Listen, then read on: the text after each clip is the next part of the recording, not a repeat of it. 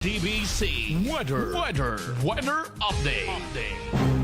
Narito ang ulat panahon hatid sa inyo ng Ministry of Science and Technology BARM na pinamumunuan ni Minister at Member of Parliament Bailin Mantawil.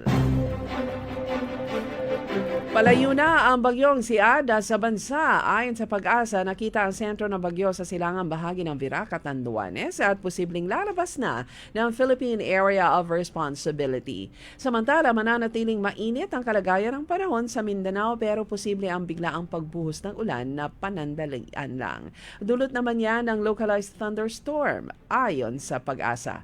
Makapalang ulap sa impapawid sa Soxargen Region, Bangsamoro Region, Davao Region at pati na sa Northern Mindanao.